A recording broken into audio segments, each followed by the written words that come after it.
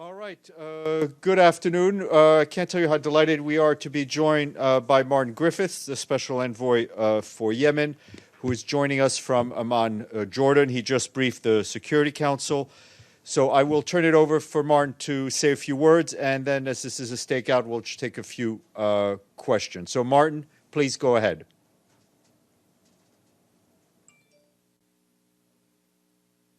Okay, try it again.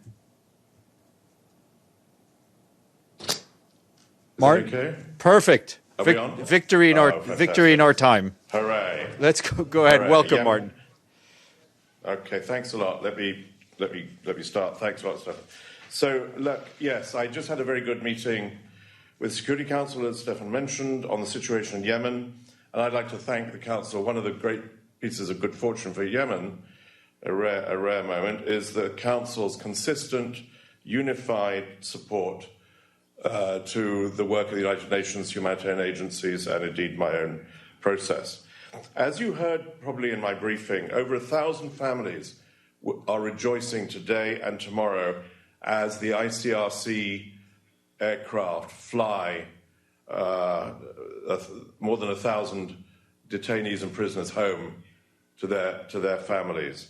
The largest release operation in ICRC's experience during the course of hostilities since the Korean War.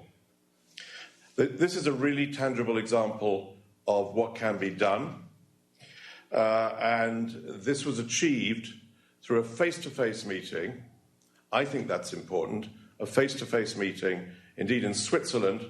Thank you, Switzerland, for hosting it, in which the two sides batted it out, negotiated this very detailed agreement.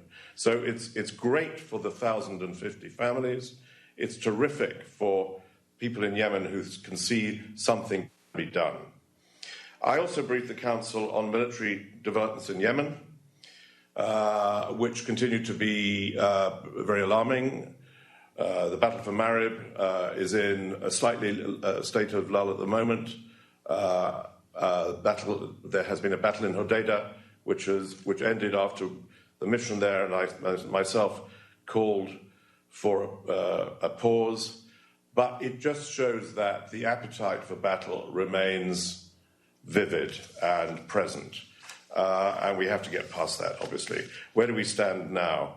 On the prisoners, we hope to see the operation finalised by tomorrow. Then we will bring the parties together with ICRC to agree on the next group of releases, and eventually we hope to get all prisoners out. I hope that meeting will take place soon. We're not sure where, but it'll be a physical meeting. I continue with the parties on the text of a joint declaration. You know about this document. It includes a nationwide ceasefire, specific economic and humanitarian measures to improve the lives of people in Yemen, better respond to the threat of COVID-19, and resumption of the political process. It's taken 7 months of negotiation, almost all virtual and shuttle, and it started since the SG's call for a global ceasefire and was motivated by that, which received a huge groundswell of support in Yemen. It's 7 months.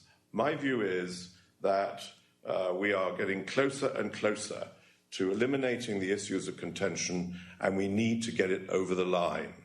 That Yemen can't wait, and we need to get it there. It is, however, not surprising that it's taken this long, and I'm not discouraged. It's a big agreement. It's got 3 big agenda items, and in a time of the pandemic, it's not surprising that it takes that long to come to a conclusion. But we are closing in. I was in Riyadh this week, very good meetings there. My deputy was in Muscat the week before, very good meetings there. Good meetings go so far. We need to see that document signed. Thank you, Stefan. Thank you very much, Martin. We'll go to Edie Leder of the Associated Press. Hi, Mr. Griffiths. On behalf of the United Nations Correspondents Association, we thank you very much for doing this briefing. It's greatly appreciated. I have several follow-up questions. You talked about thousands of detainees and prisoners still awaiting release. How many thousands? Are they all Yemenis, or are some of them third country nationals? And also on the negotiations that you're engaging in, what are your next steps? You obviously say it's not surprising. How long is it going to take to get the joint declaration over the line, and what really needs to be done to get it there? Thank you. Go ahead, Martin. Sure, thanks a lot. Very good and very precise questions, to which, of course, I'll not give any precise answers. On the issue of the numbers of the detainees and prisoners still, the number of 15,000 was at first mooted in terms of the overall numbers, but I don't think it's an accurate figure. I think it's much less than that. And we're talking about those, particularly those captured in war. This doesn't. That there are those who are detained for other reasons, as you know. We see it so much in Syria. But I think we're talking about thousands. We're not talking about 15,000. It includes, obviously, some people from the coalition who have also been captured in battle. But the overwhelming majority, 95%, are Yemenis from both sides. And the complexity of a negotiation to get them out is because the two parties have to agree, where is Mr. X? Are they a priority to go out first? And how many of the prisoners held by Ansarallah are worth the prisoners held by the government of Yemen, ideally, obviously equal? So it's a very technical, detailed, granular discussion. And it's taken an awful lot of time to get us where we are today. But it has that magic, iconic feeling of the fact that these are individuals whose lives will now change for the good. Each one will go home. That's a remarkable moment. The next steps on my 7-month journey with the parties on the joint declaration, I think we need to get it over the line within weeks, not months. Now, I've always been criticised for making predictions, and my colleagues are always telling me to be careful, and they're quite right. But I think that is what we're looking at. And I say that because I know what the parties think of the specifics, and I know how we, I think, can bridge the gap between them and meet their aspirations. So it's weeks, not months, I hope this year. Thank you. James Bays, Al Jazeera, and then Abdelhamid. Yes, Special Envoy James Bays from Al Jazeera. I'd like to follow up on that last point that you just raised, because you said you were not going to be precise. You were quite precise with this year. What then, after you get the joint declaration, is the next phase? Do you have a Stockholm II in mind?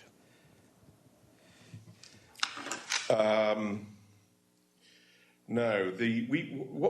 One of the benefits, if you like, of having a very long gestation of negotiation for this agreement, very different from the Stockholm Agreement, which was quickly put together and agreed, as you know, is that we've all spent an enormous amount of time looking at implementation. You know, managing a nationwide ceasefire in a country like Yemen, which has a lot of local conflicts, a lot of militias, questions of command and control, requires mechanisms, including, crucially, as you know, civil society observation and monitoring also at the local level, as well as the involvement of the parties. And getting that mechanism right is something we've been working on, I'll be very frank with you, since December. And, of course, we have military and security people working for us to do that. And what we're doing is we're working it through with the party's military to make it work. I have quite a lot of confidence that a nationwide ceasefire, which would change the lives of everybody in Yemen, in this case, the mechanism, which will be under the United Nations, will broadly work. But as you know, and as I know from my own direct experience of many, many years of managing ceasefires, they never work perfectly. They never work perfectly. And one of the things you need to do in managing a ceasefire is not allow breach to bring the whole thing down, and look at the broad strategic pattern rather than the individual incident. I think we're going to be able to do that. We've got a lot of support from member states, also a lot of support from the party's militaries, and in that I include, of course, the coalition. It's very interesting to see how the coalition forces Saudi and other forces, coalition forces, are acting in regard to the implementation of the Riyadh Agreement. So implementation, what we will look at is implementation of the ceasefire, implementation of the agreements on the airport, the ports, the roads, and so forth, that package of measures.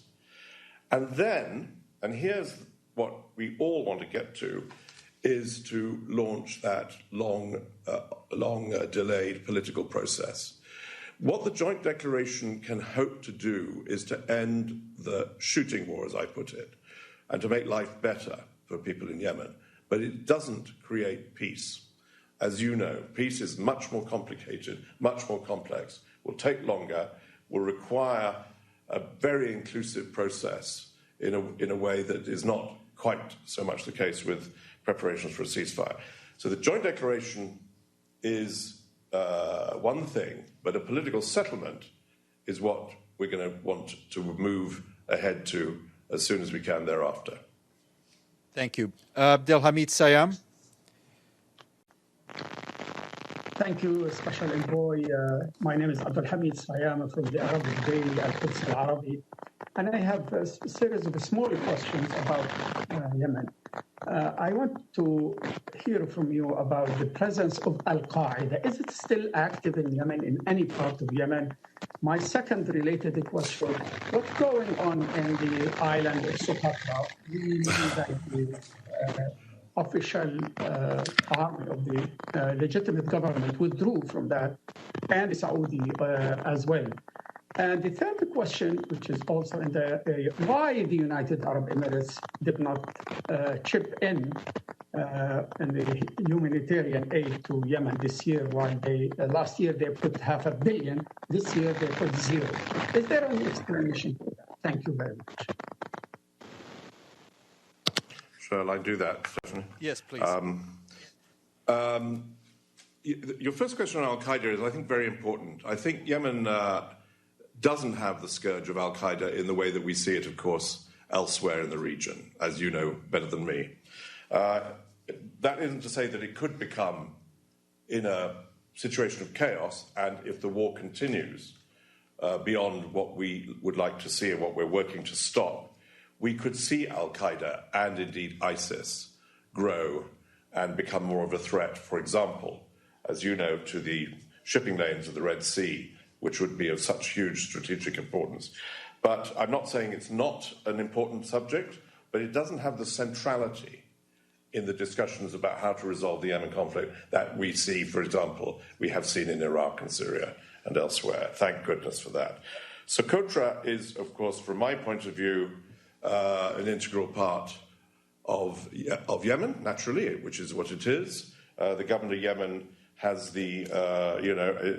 owns it, of course, and every so often there are these incidents which you're describing, which challenge that contention. I think it's extraordinarily important, and I speak to people in the Emirates as well as, of course, in Riyadh and in other countries in the region a lot, Oman, etc. It's incredibly important to keep Yemen together. This is important not simply from some doctrine of territorial integrity, but it's incredibly important for the benefit and the welfare of the people of Yemen. A Yemen which is ruptured is a Yemen that will have even more difficulty providing resources for its citizens. One of the reasons why we are such huge supporters of the Riyadh Agreement and the Saudi leadership with the government of Yemen and the SDC to grow the government of Yemen and contain the aspirations for now of the people of the South is that we think those aspirations need to be discussed after we've stopped the war, so that the people of Yemen, not us, the people of Yemen can decide what Yemen is going to look like and do it in a civil, politic, and considered way. And I met with the Idrus Zubaydi of the Southern Transitional Council a couple of days ago in Riyadh, and you know I meet him very often, and he knows that this is where we're going, and he agrees with it. Of course, the South has their aspirations. You know it better than me. But these are aspirations which I believe, from the United Nations point of view, need to be addressed when there is the space, when there is the political opportunity of the leaders of Yemen to address it together without outside pressure. On the United Arab Emirates and their humanitarian funding, I'm afraid that's not my subject, I'm glad to say. I'm sure they have done a great deal elsewhere. I must say this, though. I must say this. The UAE has been an extraordinary partner in the work that I've been doing for 2.5 years. They've always been very responsive to my pleas for to reduce the campaign here, to stop it there. They were very important, by the way, I think behind the scenes in Hodeidah recently, where there has been now a calm restored to Hodeidah. They were obviously very important in 2018, leading to that Stockholm Agreement. So I look on the Emirates as a friend. I also look on the Emirates as an important player in the region who need to remain engaged with Yemen because they owe it to Yemen to engage and help provide the stability.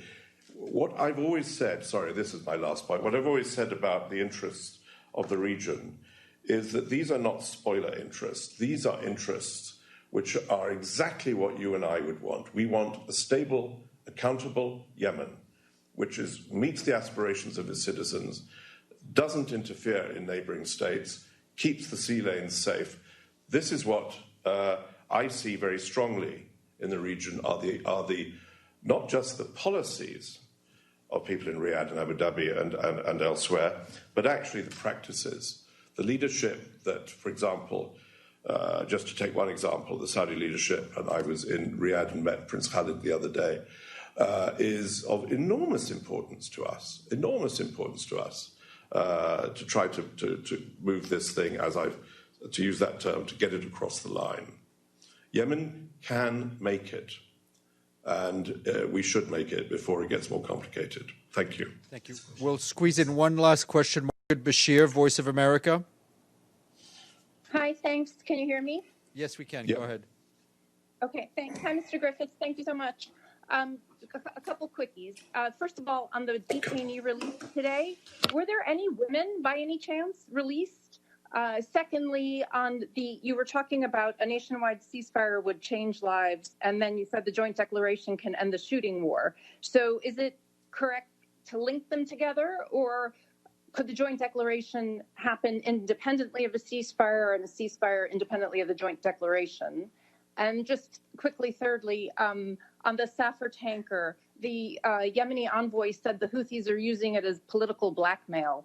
Could you just tell us what the biggest problem is in trying to get your teams in there? We've been hearing about this for months and months. So what's the problem right now?